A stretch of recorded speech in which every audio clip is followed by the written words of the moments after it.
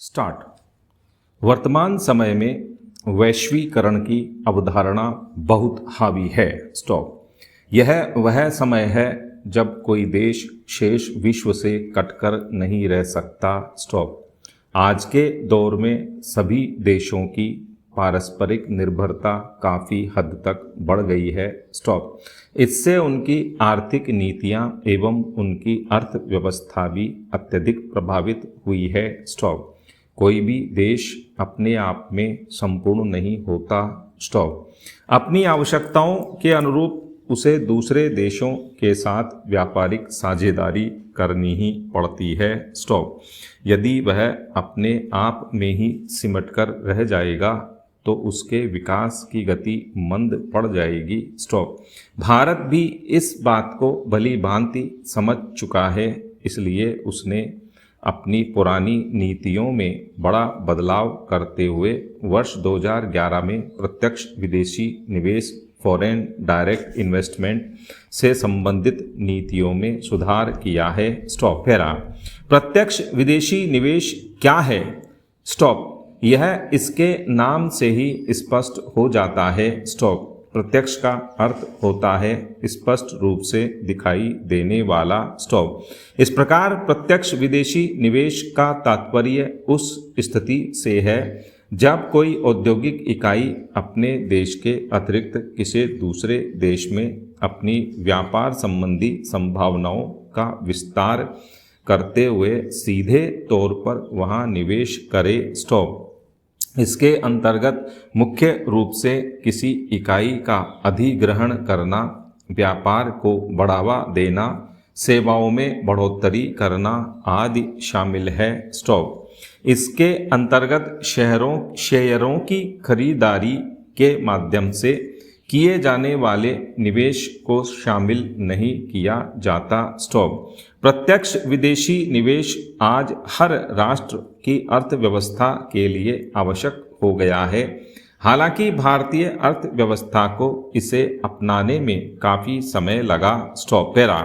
वर्ष 1947 में स्वतंत्रता मिलने के बाद भारत ने सार्वजनिक अर्थव्यवस्था पब्लिक इकोनॉमी के प्रतिरूप को अपनाया। स्टॉप। इस प्रकार की अर्थव्यवस्था में सरकार की भूमिका ही मुख्य होती है तथा अर्थव्यवस्था से संबंधित सभी क्षेत्रों की जिम्मेदारी उसी के कंधों पर होती है। स्टॉप। अर्थव्यवस्था के इस प्रतिरूप के अंतर्गत लघु उद्योगों से लेकर भारी उद्योगों पर केवल सरकार का ही नियंत्रण होता है। स्टॉप। इसमें निजी क्षेत्र के विस्तार की संभावनाएं बहुत ही सीमित होती हैं। स्टॉप। उस समय भारत सरकार का यह कदम उचित था। स्टॉप। आखिरकार उसे विश्व के सामने यह सिद्ध करना था कि भारतीय स्वतंत्र रहकर अधिक तेजी से विकास कर सकते हैं और उनमें एक लंबे समय के संघर्ष के बाद मिली हुई स्वतंत्रता को बरकरार रखने की काबिलियत है। स्टॉप। उस समय भारत सरकार ईस्ट इंडिया कंपनी की भांति किसी विदेशी कंपनी को भारत में आकर निवेश करने देने की छूट देकर पुरानी गलती को दोहरा नहीं सकती थी। स्टॉप। विकास को गति देने के लिए सरकार ने पंचवर्षीय योजनाओं पर ध्यान दिया जिनसे देश को काफ़ी लाभ हुआ, लेकिन भारतीय अर्थव्यवस्था इतनी विशाल थी कि अकेले सरकार के लिए उसे संभालना संभव नहीं था। स्टॉप। 80 के दशक तक आते आते सरकार को सभी क्षेत्रों में घाटा होने लगा और सेवाओं की गुणवत्ता में भी कमी आने लगी। स्टॉप। अंतर्राष्ट्रीय स्तर पर रुपए की कीमत गिरने लगी। स्टॉप। भारत का आयात बढ़ता ही जा रहा था और निर्यात कम होता जा रहा था। स्टॉप।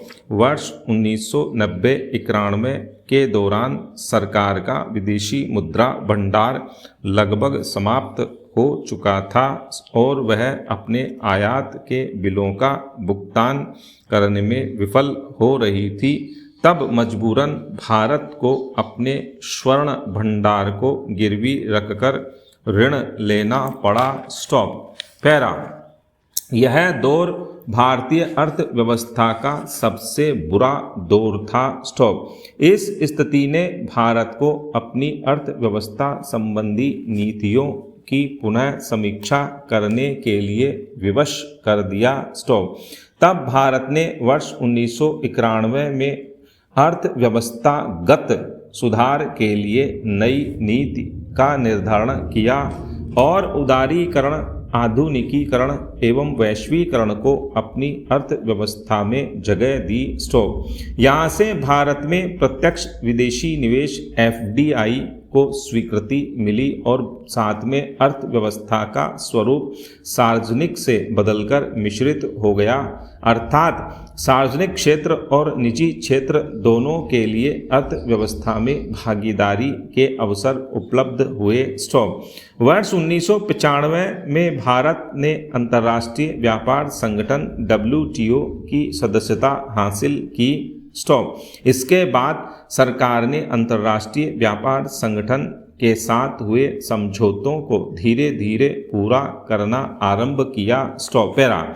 वर्ष 1997 में सरकार ने होलसेल के क्षेत्र में FDI की सीमा 100% कर दी और वर्ष 2006 में सिंगल ब्रांड रिटेल के क्षेत्र में भी FDI को 51% की मंजूरी दे दी, जो वर्ष 2011 में बढ़ाकर 100% कर दी गई। स्टॉप।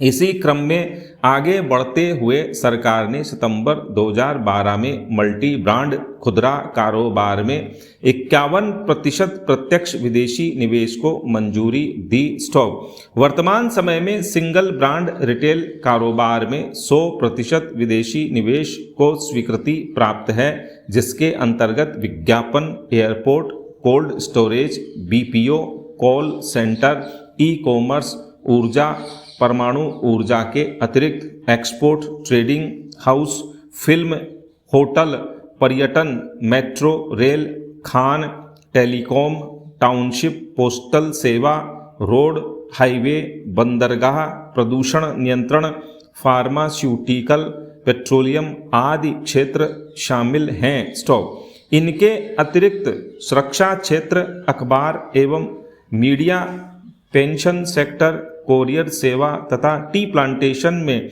FDI की सीमा 26%, banking, cable network, DTH, infrastructure, petroleum refinery में 49%, परमाणु खनिजों, वैज्ञानिक पत्रिका, journal, petro marketing, coal and lignite, खान में 74% तथा मल्टी ब्रांड रिटेल में 51% FDI को स्वीकृति प्राप्त है। स्टॉप। पैरा।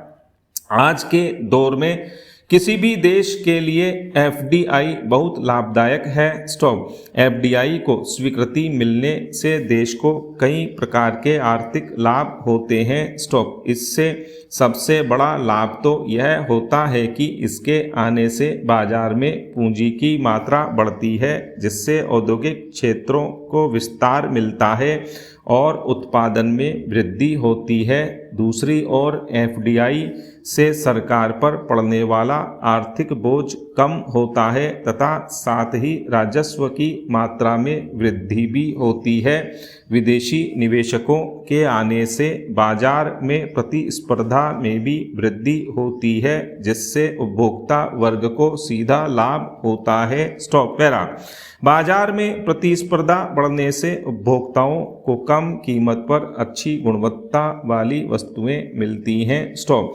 विदेशी निवेश से न केवल आर्थिक लाभ होता है बल्कि और भी कई प्रकार के प्रत्यक्ष लाभ होते हैं। जब विदेशी कंपनियां किसी दूसरे देश में निवेश करती हैं तो केवल पूंजी का ही निवेश नहीं करती, वे अपने साथ आधुनिक तकनीक भी लाती हैं, जिससे मेजबान देश को दोहरा लाभ होता है। आज अमेरिका और ब्रिटेन जैसे विकसित देशों की अर्थव्यवस्था काफ़ी मजबूत है, तो इसका सबसे अधिक श्रेय FDI को जाता है। इन देशों में दिल खोलकर FDI का स्वागत किया जाता है, जिसका परिणाम पूरे विश्व के सामने है। स्टॉप। वर्ष 1991 के बाद से भारत में भी FDI को स्वीकृति दी गई है। स्टॉप। लेकिन अभी भी भारत में इसकी राह में अनेक बाधाएं हैं। स्टॉप।